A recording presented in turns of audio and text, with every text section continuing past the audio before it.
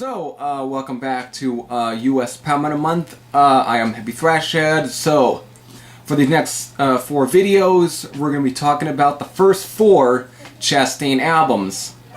Now, this is their debut, which was released in 1985, titled Mystery of Illusion, which was released through Shrapnel Records, which I have talked about Shrapnel through here, and of course they definitely did have some bands that pretty much kind of birthed the whole US power metal sound, besides Metal Church and Obsession and even Sabotage or Savage Grace and Omen and so forth. Here they definitely led, and Chastain was one of them. Of course, being led by DBT Chastain. This was actually at first was nothing more than at least kind of a studio project for Shrapnel. They wanted to get DBT Chastain with 2 other members from DBT Chastain's first band titled Spike, which was definitely more of a hard rock slash early heavy metal type of band, something more close to that new wave of British heavy metal sound, or like Riot or something like that. Riot, not the new wave of British heavy metal band, just to let you know. And you probably already know that, but if you're new, I don't want to confuse the hell out of you. So they wanted to make a bit of a studio type of project, and they wanted to get a new young female singer named Leather Leon. And of course, Leather Leon was also, she was definitely pals with Ronnie James Dio for a bit, even though I think he took her under his wing for a bit. So there's definitely a little bit of history there. So they wanted to get this new singer paired up with guitar player DBT Chastain and with other members from Spike to form Chastain. And they released Mystery of Illusion, and what they probably did not know, that they were going to be putting up a band together was actually going to be kind of almost like a powerhouse, practically. They really were putting together a band that really will end up kind of also shaping most of the US power metal sound.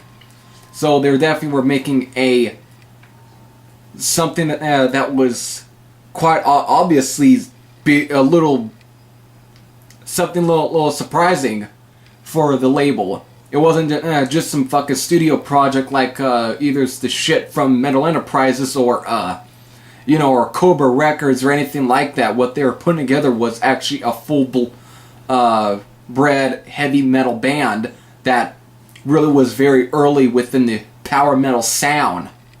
So what you end up getting is this album with Black Knight kicking off the album, which really just shows off more of this band's capability.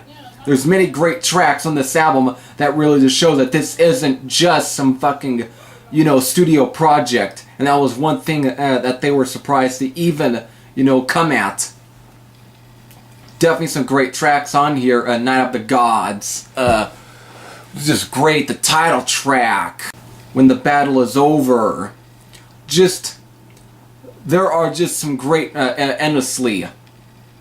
This is just a great album that's definitely full with some good songs on here. This was definitely a taster for what this band was capable of.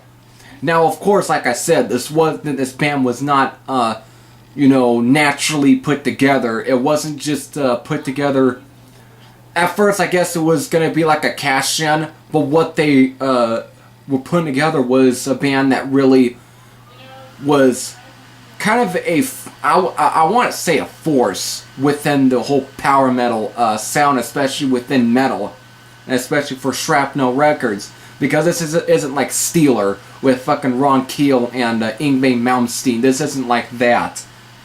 This is more not even glam at all. This is 100% power metal. Just something that's definitely good. And of course, this band would stick together for the next release, which we will talk about as well. And you know which one that is. So, with that, definitely this was a turnaround for Shrapnel Records. Not just your ordinary fucking studio project that it just turned into a full-fledged band. So, with that, if you have heard Mystery of Illusion, what are your thoughts on the album? If you have any thoughts, post your comments down below. And of course, I will also put a link to Painkiller's interview with Leather Leon. So, there's that. Now that will be in the description box. So, with that, it's time to talk about the next release. So, this is Happy Thrasher saying, I'm out and I'll see you on the other side.